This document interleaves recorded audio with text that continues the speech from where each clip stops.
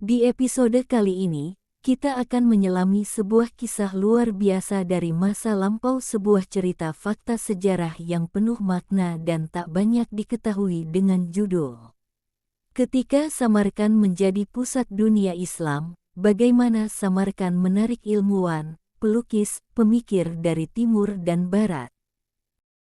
Bayangkan sebuah kota di gurun, bercahaya melebihi bintang-bintang.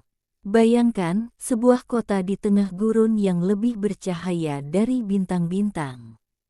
Samarkand, mutiara di jalur sutra, tempat cahaya pengetahuan bersemayam. Di bawah Amir Timur, Samarkand bukan sekadar benteng, ia mercusuar peradaban, kota menjadi jantung ilmu pengetahuan Islam di abad ke-14. Bukan dengan pedang, melainkan visi untuk membangun peradaban.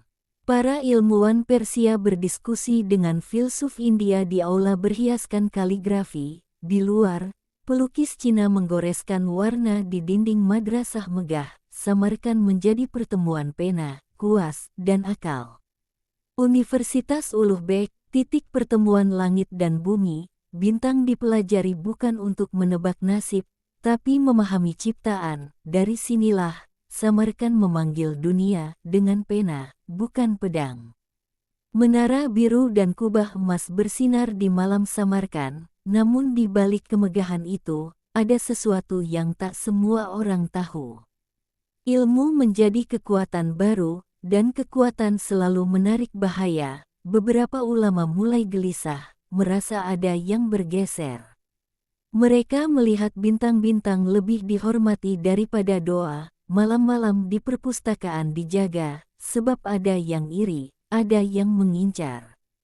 Di ruang-ruang kerja, tangan-tangan terampil menyalin langit ke atas kertas. Di sini, ilmu bukan sekadar tulisan, ia adalah arah, alat, dan nasib. Kabar dari barat, kerajaan-kerajaan lain menatap dengan cemburu. Bagaimana mungkin, di tengah padang pasir, mereka menulis masa depan? Langit Samarkand terang, bayangan di bawahnya makin panjang, di sanalah ujian besar peradaban ini pun dimulai. Langkah pasukan mendekat, debu dan asap menggulung di langit Samarkand, di balik tembok, gerbang berat bergetar oleh gemuruh dunia yang retak. Para ilmuwan berlarian, memeluk naskah seolah memeluk nyawa, dalam kepanikan, tinta menodai jari, tetapi pikiran tetap tajam. Ulugh Beg berdiri di menara, bintang memantul di atas kota yang terbakar.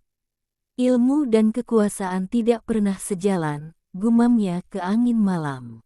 Di aula naskah, pelita bergetar, halaman berdesir seperti sayap burung, pilihan dibuat cepat, lembar inti diselamatkan, selebihnya ditinggalkan.